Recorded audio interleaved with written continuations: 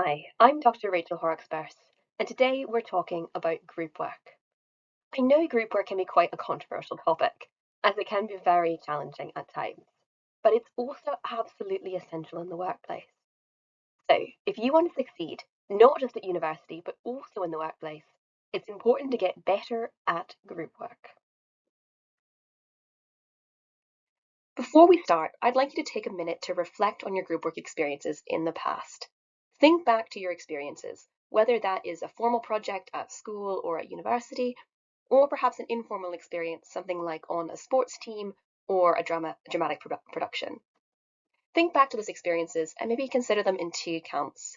First, think about what was your best group work experience? What went really well? How did the group work together? What kind was the end product? How did that go? And what was so good about it? Then think perhaps more memorably on the other side. What have been your worst group work experiences? What's the worst one? In that case, what went wrong in the team?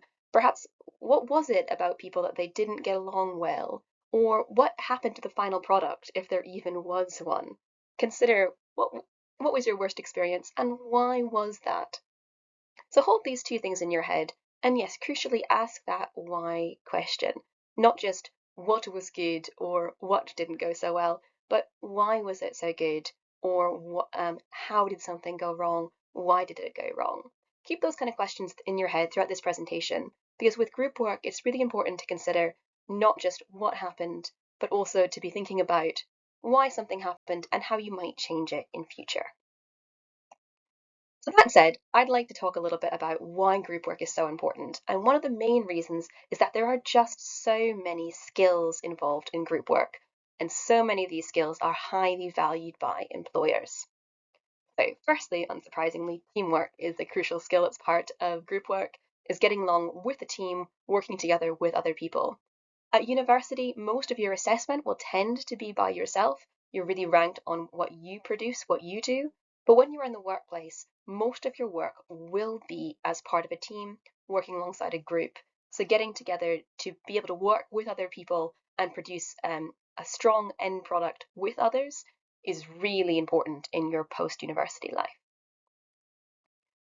Along the same sort of lines, leadership is also one of those skills that you can develop through group work. After all, if you are just by yourself, you can't be leading anyone. When you join a group, you get the opportunity to experience leading a group perhaps and getting people to kind of follow behind you to get people on board with your vision.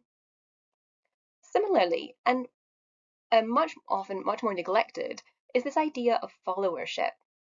We talk a lot about leadership and how important that is, but actually being a good follower, being able to support a leader, to work towards their vision, and to bring the group along with a leader, that's a really important skill we don't talk very much about, but one that is absolutely essential in the workplace. Coming together with all of these is a skill of communication, which again, central workplace skill, but being able to talk to a wide variety of people, to bring people together, to share ideas, and to make sure everyone is at the same place, kind of all thinking along the same sort of lines. Communicating well sounds easy, it really isn't. And so learning to do that in a group project is again, a really important skill for not just the workplace, but also the rest of life. Organization, again, is something that we learn a lot when we do our degrees ourselves, but working together in a group and having something organized together. When everyone's brains think differently, everyone organizes things in slightly different ways. So learning how to organize a project that brings together multiple people is something that will be very useful in future life. Conflict resolution as another one. Whenever people work together, there will always be conflict of some sort. There will always be people whose personalities don't quite fit, people who have different opinions. Being able to work through those, to resolve those, to come out stronger on the other side is again a really key skill both for the workplace and for life. Similarly, and more positively, cooperation, being able to get along, whether that is not just in a conflict situation, but even just in a normal situation, being able to cooperate to work towards a common goal, to come together and to produce something that is stronger than the sum of its parts. Delegation is another skill that we don't talk that much about, but it's the ability to take a task that needs to get done and to assign it to someone else. This is something that oftentimes we feel like the best workers, the best leaders, and the people who take on everything themselves, who a task needs to be done and they just go and do it. The problem is that being that kind of person, the sort of person who just takes on everything, is likely to lead to exhaustion and burnout. So actually, being a good leader, being a good group member, often involves seeing tasks and giving them to someone else, whether that is as the leader, officially delegating, or whether that is simply as a group member saying, hey, would you mind helping with this? Or hey, would you mind taking this on? Do you have the time to do this bit? Delegation, again, sounds easy, much harder to do in practice, but a really great skill to get used to. And finally, the skills of problem solving. So coming across difficult situations, whether that is in the group dynamic or whether it's something is in the project itself, and figuring out, not just as an individual, but as a whole team, how you're going to solve this. And again, we might be tempted to tackle things individually because that's how we handle things in most of our coursework. But actually, when we think about the workplace, most problem solving does involve full groups, perhaps multiple groups of stakeholders. So getting used to problem solving in a group is something that is going to stand us good stead for the future. So here are a whole load of reasons why group work is important. And there's so many more we could add to the screen here, but it won't surprise anyone to admit that there are indeed quite a few challenges of group work. I've only got a few that will come up on this slide, but there are so many things I could have put up here that make group work a little bit difficult. When given the chance to work on a project by ourselves or with others, most of us would probably choose to just work on it by ourselves, despite all the benefits that we just pointed out on the previous slide. So what sort of things can make group work a little bit challenging? So communication, it was listed as one of the benefits, one of the skills you develop on the previous slide, but it is also a challenge to figure out how to communicate well with people who talk differently, think differently, act differently, have different communication styles. And so being able to learn to see how someone else wants to communicate and talk to them in the way that works for them, that is a really important skill, but it's also a really challenging thing to do. Conflict, again, conflict resolution is a hugely important skill to develop, but oftentimes in group situations we do have conflict where people have different personalities and people also have different ideas about how things should be done. So group work can be very challenging because of the variety of people involved. Along those same sort of lines, discussion might also often be imbalanced, perhaps, where certain people contribute a lot, other people contribute less, and certain people maybe dominate with too many ideas, being too forceful, while other people might be a bit shyer, reluctant to come forward, perhaps have great ideas, but aren't willing to put them out there. So it can be challenging to make sure that everyone's voices are indeed heard and everyone's opinions are fully taken account of. And that leads us to our final challenge, which is probably the biggest one here, which is unequal balance of labour. And I think every single time I talk to students about group work, this comes up because always students tell me that they were part of a group project where there were, say, 5 people in the group, 2 people didn't show up, and so 3 people had to do the work of 5. This sort of thing happens over and over and over again. And the reality is, of course, this sort of thing will also happen in the workplace. It will probably look different when there is a boss who's kind of keeping an eye on things. And I realize in a group project, you do not have that kind of authority with each other. But there will always be people who are pulling by more than their weight and people who are just sliding along. And so learning how to handle that situation, how to try and pull people back into the project, and also how to appropriately go get help is one of those skills that's really important, both for your group projects at university and then for the workplace afterwards. All right, we've talked quite a lot about both the skills involved in group work and the challenges, so let's think a little bit more about what group work is actually like. One thing that's important to acknowledge is that groups do go through a variety of stages. So a theorist called Tuckman came up with 4 stages that he saw that all groups went through. So first, down there in the bottom right, we have the stage forming, where a group is kind of pulled together. Oftentimes in a group project, you might be randomly allocated with a bunch of people, so the group is just pulled together randomly, and they have to learn about each other. So this stage, things are maybe a bit exciting. You've got a new project, everyone's being kind of nice and on their best behavior, but it's all a little bit weird and a little bit awkward, perhaps.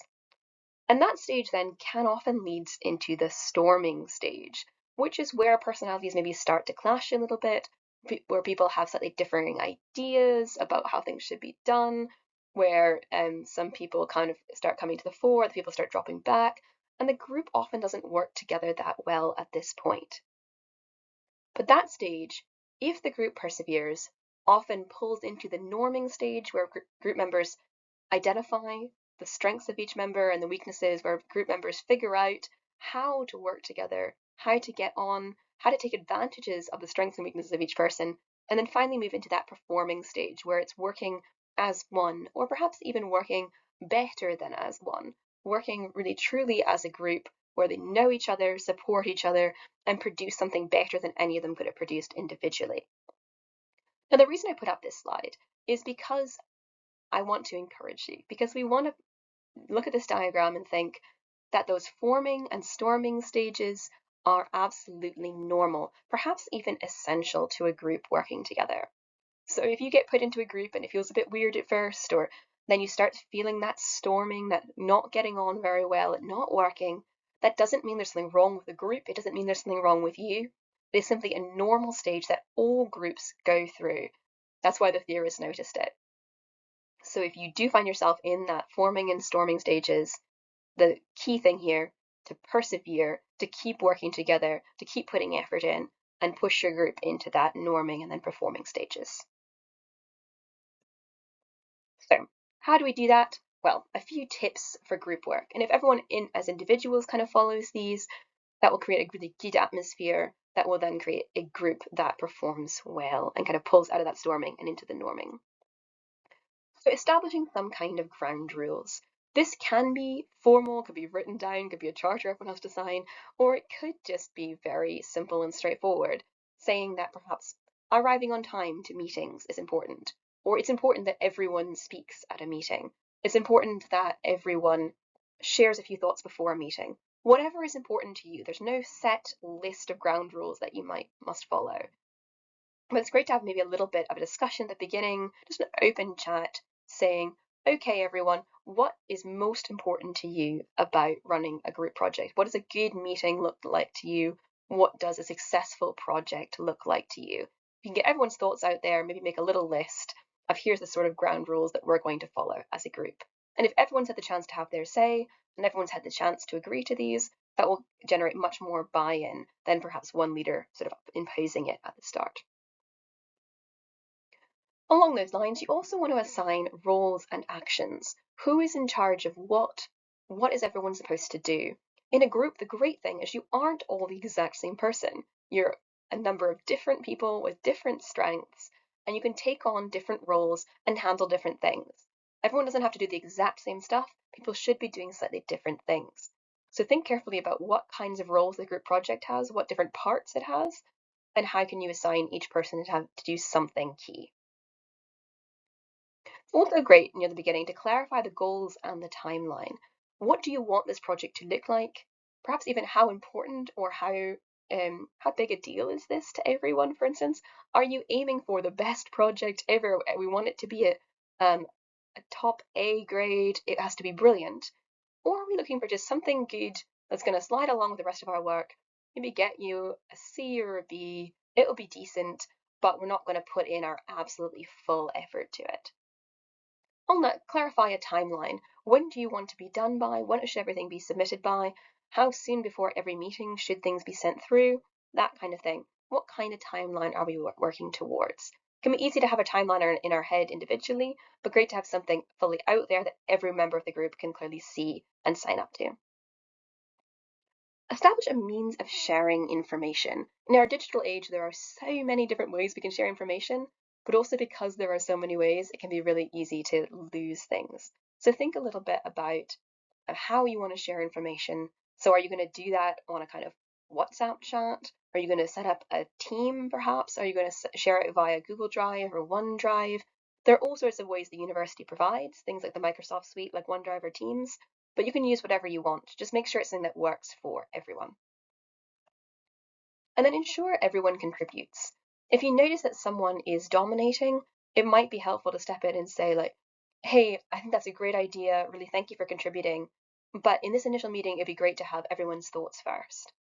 Or if you notice some people aren't contributing, perhaps say, hey, so and so, I'd really love to hear what you think about this idea. Does that work for you? What would you do differently? What would you add? And encourage someone to contribute. Not everyone has to contribute equally, of course. Everyone contributes differently, and someone who is really quiet in a meeting might produce brilliant work elsewhere. That's completely all right. But make sure that everyone is able and feels comfortable to contribute in some way during the project. And to help us do that, thinking a little bit about how we listen, not just how we speak, but how do we actually listen to each other in the group. So first, be encouraging. Sit up, smile, demonstrate your engagement with what someone's saying. There's nothing more discouraging than screwing up the courage to say something only to find that everyone is maybe staring down at their phones. So when someone else is speaking, sit up, listen, put your phone away, actually show them your full attention.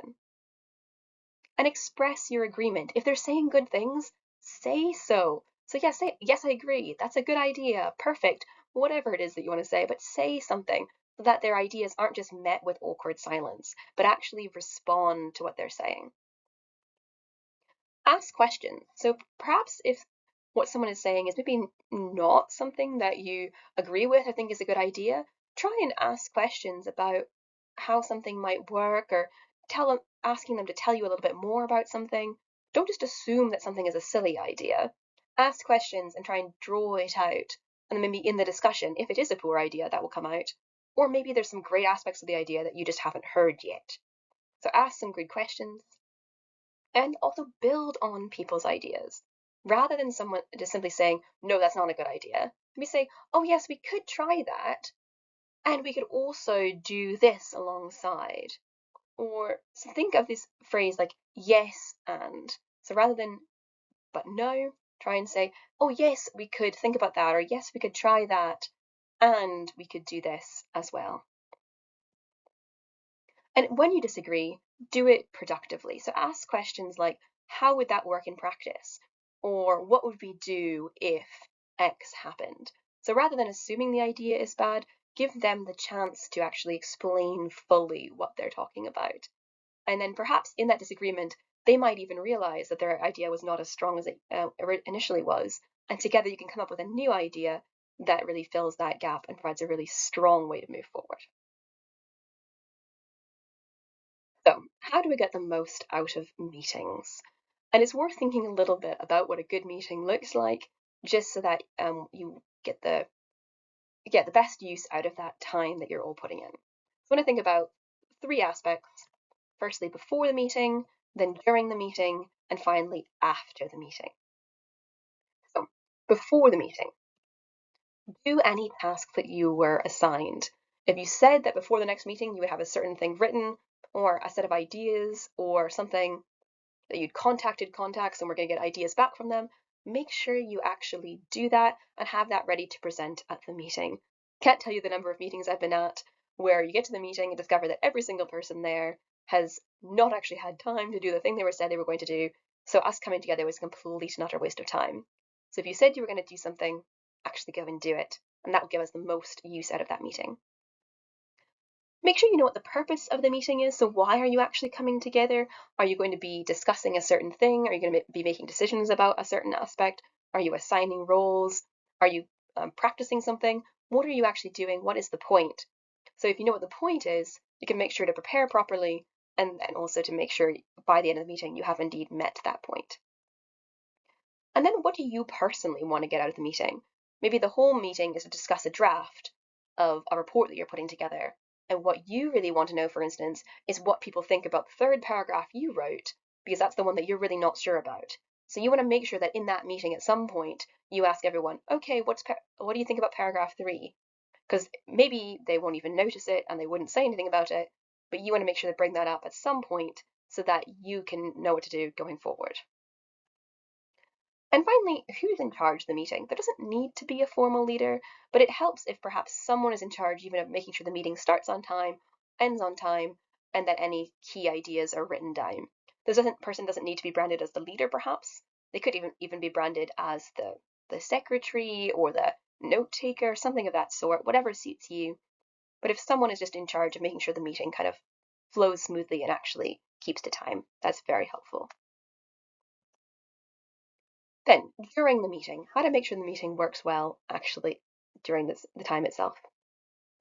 So, firstly, make sure that everyone can see and hear each other. This is perhaps a silly thing to say, but it's amazing the number of meetings where perhaps the room is too big or too loud, or you're in a virtual space and not everyone's mics or cameras are working. So just make sure, if at all possible, that everyone can actually see and hear everyone else and that people aren't overly distracted by things like phones. Take notes. This one again sounds obvious, but every time I'm in a meeting, I always think, oh, I should take notes. Then I think, you know what? I'll remember this. This is important. It's in my head. I won't forget. But of course, I always do forget. So make sure that someone is taking notes for the whole group and that you are also taking your own individual notes of anything that's important or anything that you might need to remember, and particularly anything that you might need to do. Even if you think you'll remember it later, take a note anyways. And finally, ask for clarification if you don't understand something. Don't assume that everyone else fully knows what's going on, because frankly, if you have a question, probably someone else does too. So if you're not sure exactly what decision has been made or what actions you have, just ask.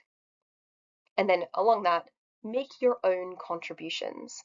Even if that is just that you are agreeing with someone else, saying, yes, that's a great idea, just demonstrate your engagement in the meeting that way. You don't need to be bringing in loads of new exciting ideas, just simply even saying, yeah, that's a great idea, I think we should do that, and going along with someone else is a really good way of participating and contributing in a meeting.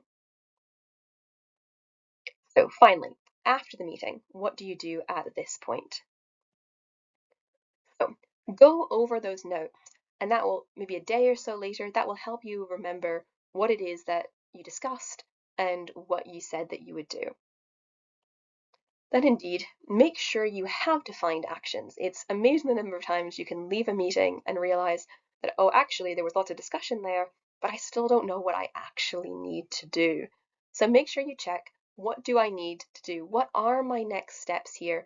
What is my part of the project? What work do I physically need to do? And then go do it. Make sure that actually happens before the next meeting or whatever sort of deadline it is. This is the really key bit. It's easy to promise things in a meeting and harder to actually do them, but put it into your personal plan. When are you going to get this stuff done and how are you going to deliver it to everyone else?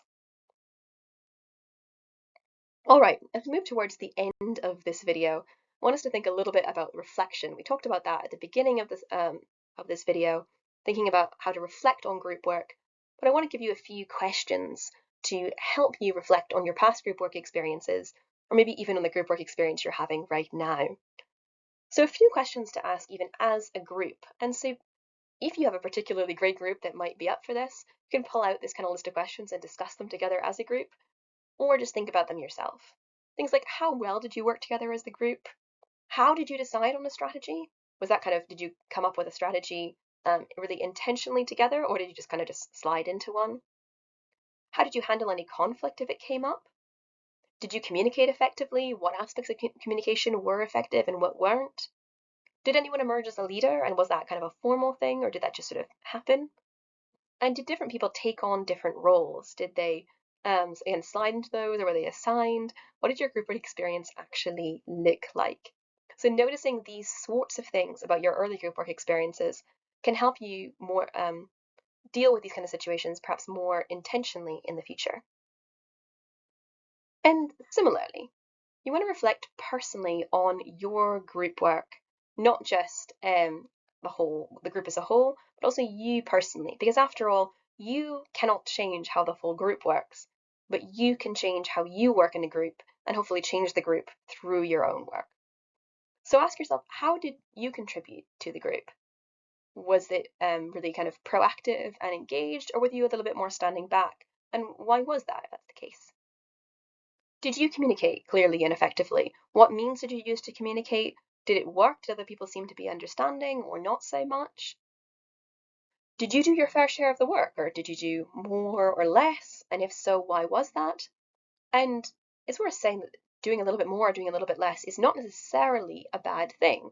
For instance, if you were ill during the middle of a group project, then you may well have done less and someone else might have done more, and that's totally fine. That's part of the beauty of group work, is that we step in and we help each other, and we yeah, help people when they're struggling, and maybe then when something happens to us, then someone else stands in and helps us. That's what group work is like. So don't be judgmental when you're asking these questions, or don't feel guilty about yourself, but think a little bit about, how was the balance of work? Did it work well, or was it a little bit unfair? Asking yourself about your listening skills as well. How well did you listen? How well did you encourage other people to contribute? Encouraging the quieter people, encouraging the ones who have the great ideas but might not want to speak up. So how did you do that? And then also thinking, was there anyone in the group who did a really good job, who communicated really well? And is there any way that you could be more like that person? Are there any sort of techniques, any skills that they demonstrated that you would like to learn and to take on board yourself? So that brings us to the end of our video. And I hope in this video that we've offered some both general theory behind group work, why it's so important, why the skills you learn will be really key both to your university success and to your future in the workplace. But I also hope this video has offered some practical tips for how to make group work, how to deal with some of those difficult kind of communication situations, and also how to get the most out of your actual time in group work meetings. So if you have any questions, do feel free to contact me, and all the best in your next group work project.